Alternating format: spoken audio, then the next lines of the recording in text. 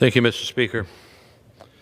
Well, as the four-day tour occurs inside the Capitol on January 6th, where a loaded, biased committee attempts to parse the words of the President on the day, we have many other crises to deal with in this country.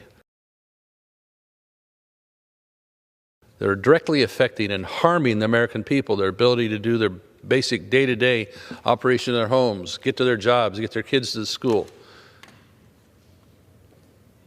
So what are we doing? What are we doing? Chasing January 6th. Look at our border right now.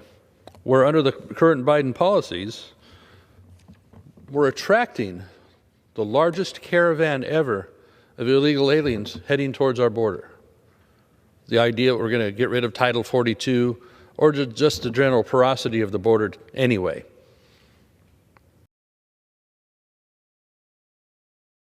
It's been a giant magnet ever since January 20, 2021, when this president came in and started shredding our border policy. We had success under President Trump, where we had the best control of the border we had in quite a while, with additional approximately 450 miles of rebuilt or new fence that was very effective in those zones. So what do we have now? We have warehouses and stacks and pallets of fence material, millions of dollars worth of it, lying about on our southern border being stored instead of installed. So now we heard some chatter here a couple of months ago from the Biden administration, like, well, maybe we should just go ahead and put up those additional pieces there where there's some obvious gaps. Had a chance to visit Yuma, Arizona a few weeks ago. It was pretty incredible because the people, there'd be miles of fence, but there'd be these gaps occasionally, and that's where they would pour through illegally. Amazing. And we could rectify that by just filling a lot of the gaps, thereby making our Customs and Border Patrol job much easier by being able to focus on less areas instead of wide open spaces or gaps all along our border. But no, it seems to be about some other agenda. 15,000 people, possibly, will crowd the border here soon under the idea that we're going to possibly let Title 42 go. Thankfully, 2 different courts have stopped that. So what are we doing? The terrorists that come across our border, really almost unchecked. I mean, they capture a handful of them, but how many are getting by that get away?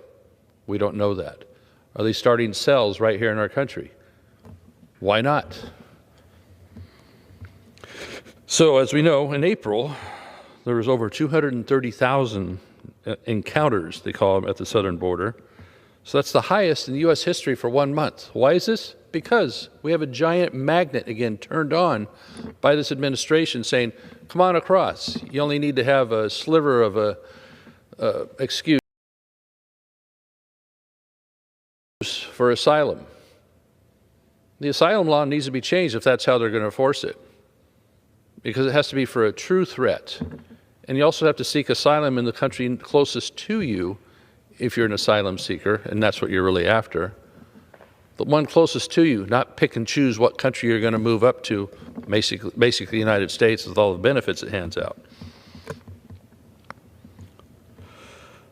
So according to polling on that, when you ask American people who are worried about gas and groceries or whether another load of formula is going to come in from Europe on a military transport in time for their small children to be able to have the type of food that they are accustomed to,